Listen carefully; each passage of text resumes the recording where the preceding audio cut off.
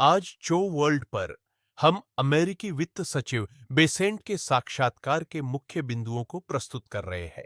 सबसे पहले राष्ट्रपति द्वारा रोज गार्डन में प्रकट किए गए चार्ट आंकड़ों के आधार पर यह दावा किया गया कि अमेरिका विश्व का सबसे ऊंचा शुल्क दर हासिल करेगा और इस निर्णय तक पहुंचने की प्रक्रिया पर प्रश्न उठाए गए। इसके जवाब में वित्त सचिव ने बताया कि राष्ट्रपति ने लंबे समय तक शुल्क नीतियों पर विचार किया और अपने पहले कार्यकाल में चीन पर शुल्क लगाने के अनुभव ने इस निर्णय की नींव रखी। अगले प्रश्न में बताया गया कि पारस्परिक शुल्क गणना के तरीके में प्रतिद्वंद्वी देश की शुल्क दर, गैर शुल्क बाधाएं, मुद्रा हेरफेर और अनुचित सब्सिडी जैसे विभिन्न तत्वों को ध्यान में रखा जाता है। इस पर मंत्री बेसेंट ने यूएसटीआर द्वारा संचित विशाल डेटा और 4000 से अधिक सफल मुकदमों का हवाला देते हुए गणना पद्धति की विश्वसनीयता पर जोर दिया। इसके अलावा यह विशेष आंकड़ों के साथ बताया गया कि चीन के मामले में मौजूदा 20% शुल्क के ऊपर अतिरिक्त 34% शुल्क लगाया जाएगा, जिससे कुल 24% हो जाएगा और कुछ देशों द्वारा वास्तविक लगाए गए शुल्क में अंतर के कारण आपत्ति जताई जा सकती है। जवाब में कहा गया कि इन आंकड़ों की मजबूती कानूनी चुनौतियों का सामना कर सकेगी। कार उद्योग से संबंधित प्रश्न में यह उठाया गया कि विदेशी कारों पर आधी रात से 25% शुल्क लगाया जाता है, जिससे बाजार में अचानक बदलाव की चिंता पैदा हुई।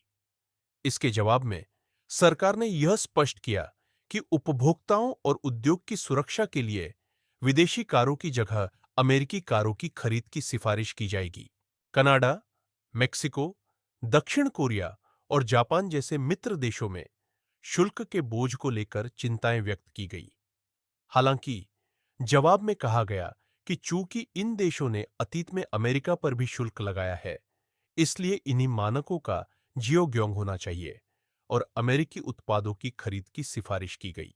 प्रतिकारात्मक उपायों के संदर्भ में यह चिंता जताई गई कि तत्काल प्रतिक्रिया व्यापार युद्ध में परिवर्तित हो सकती है और उत्तर में इस बात पर जोर दिया गया कि सभी संबंधित पक्षों को शांत होकर स्थिति का निरीक्षण करना चाहिए।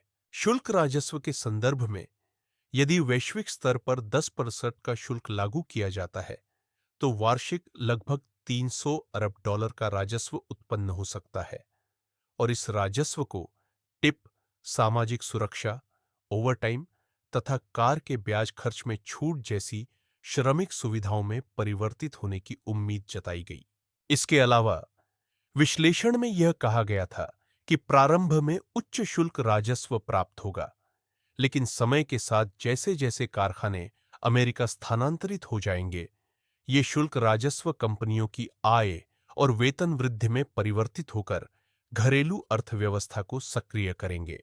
शेयर बाजार के उद्घाटन के संदर्भ में यह कहा गया कि जबकि अल्पकालिक स्टॉक कीमतों में उतार चढ़ाव की भविष्यवाणी करना कठिन है, दीर्घकाल में अर्थव्यवस्था की मूलभूत संरचना के आधार पर बाजार स्थिर हो जाएगा।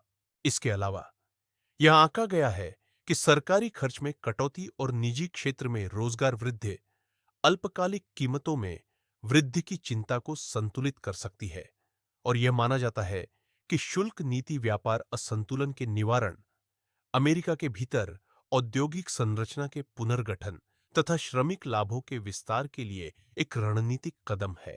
अंत में यह प्रकट हुआ कि अभियान अवधि के दौरान वादा किए गए कर लाभों को इस बार के शुल्क राजस्व से पूरा किया जा सकता है और यह विश्वास प्रकट हुआ कि आंतरिक संकटों को मात देकर आर्थिक संरचना में सुधार किया जा सकता है।